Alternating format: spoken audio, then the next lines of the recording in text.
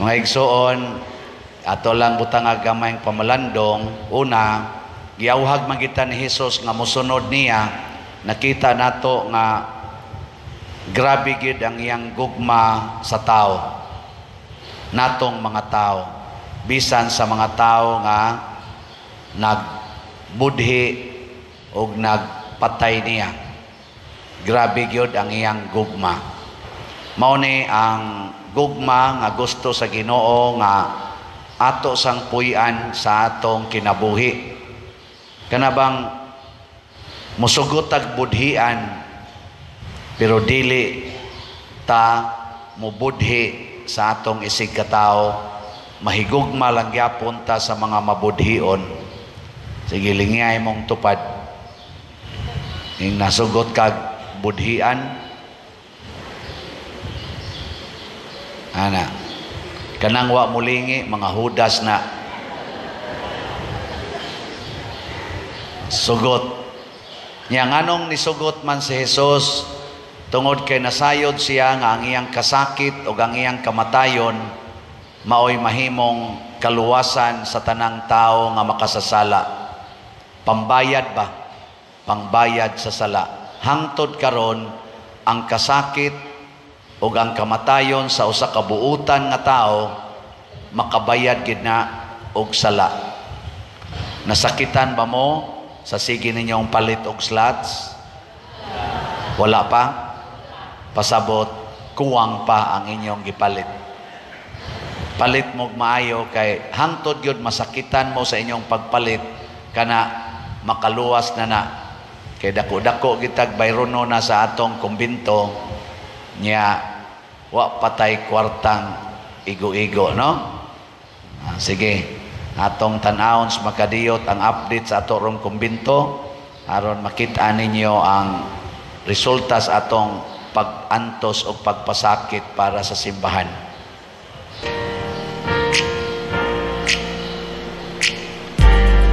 Kanang elevator murag kay dugay pa na siyang mabutang kay narungonon pang pundasyon. Ibuhat na niya ang atong kanopi.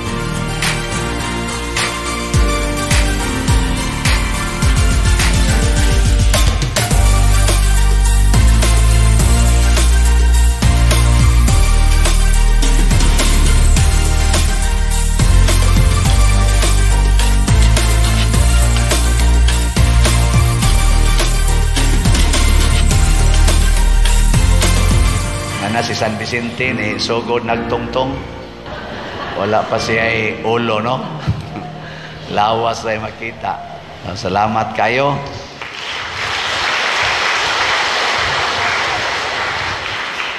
Muna'y resulta sa mga pag-antos, naghihimo sa ato mga namalit og slots o sa ato mga panday, ato mga architects, engineers, nag-anto sila adlaw o gabi, mo nang nahinay-hinay o kapurma ang nindot nga kumbento.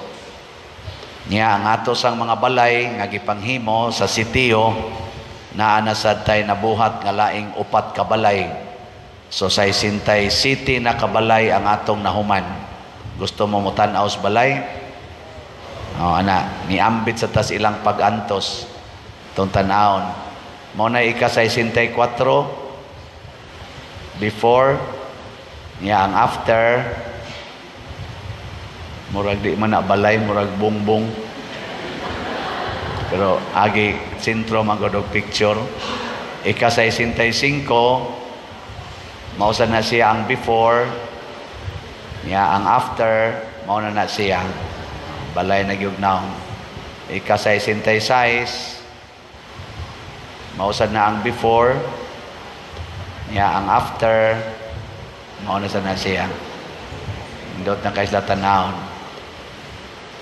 Ang ika 67, muna siya ang before, niya ang after, murag kapilyang bagong gitukod, no? Cross na laiko. Pero okay kayo.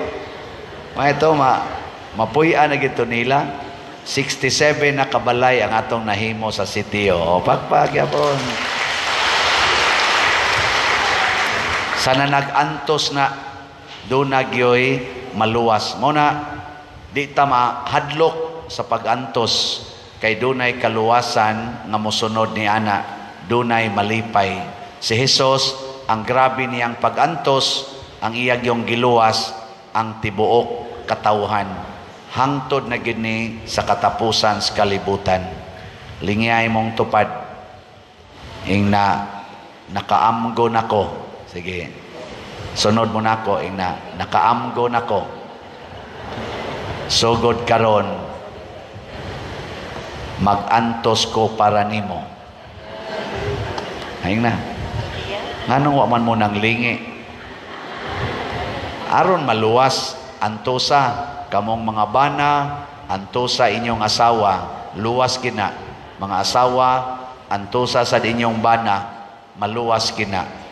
Kamusang mga ginikanan, antusa ang inyong mga anak, maluwas gina. Kamusang mga anak, antos mo para sa inyong ginikanan, maluwas gina. Yung mag-inantusay na tangtanan, mga government officials, mag-antos para sa katawhan, maluwas ta. Di ta mga matay, aning gubat, aning kagutom, o mga grabing mga katalagman nga man-made sa maanang mga flash floods, mga landslides nga hinungdan sa mga illegal nga logging, illegal nga quarrying o bati nga paghimo sa ato mga drainages. Kay tungod wa maghigugmaay. Karon maghigugmaay na ta para maluwas.